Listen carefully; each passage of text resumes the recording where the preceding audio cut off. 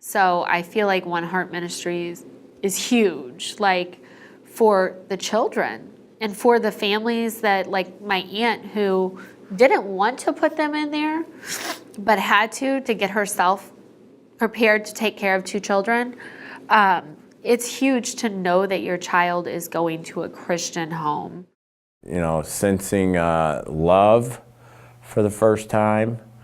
Mom, she was, you know, she liked to give me kisses on the cheek all the time, and, you know, share the gospel constantly, and, you know, read the Bible to us. And Dad, he would do the same thing, you know, minus the kissing on the cheek. But you know, there was order, and you can see things, you know, played out that were, you know, things that I attracted to me.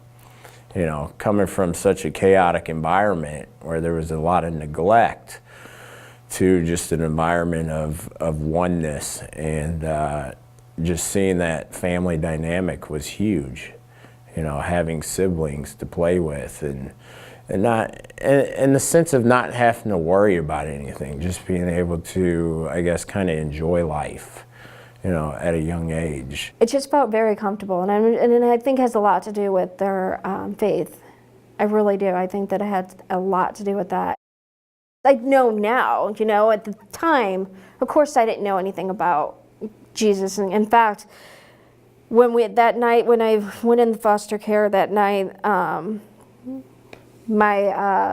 we had dinner at a table. It was like a table like this, like a big feast table, and it had food all in the middle. I've never seen so much food in my life. And everyone's sitting around, and they all prayed and bowed their heads and prayed. And I go up to Robin and I say, Robin, when am I going to meet this Jesus guy? I want to meet him. And she said, you'll meet him sometime, but I can tell you all about him. I cannot give you a single time where I've felt adopted, other than when they signed the paperwork over and I changed my name. And I changed my whole name. I changed my whole name. I left that life behind me. That's what it was like, because I met a family that was so fantastic, so wonderful.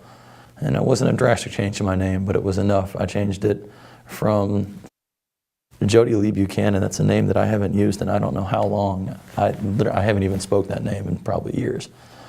And I changed that name from that, and that name just, to me, it holds all this wickedness and this terrible old me, to Joseph David, biblical names that meant a lot to me. You know, Joseph being betrayed by his family and coming up over everything.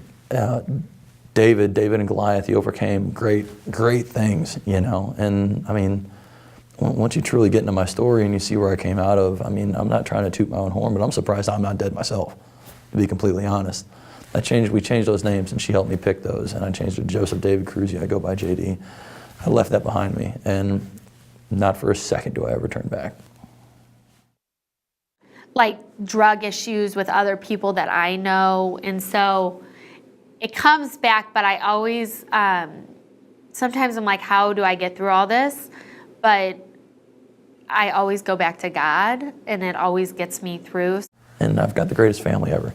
And if we can get these families to either be temporary homes for children in need, or to be forever homes for children that need families, you know, I can't remember who said it, but it's not your experiences in life that defines you. It's how you use those experiences and what impact you leave afterwards, right? And if I can leave with getting a few more families, inspiring them to do what my mother did for me,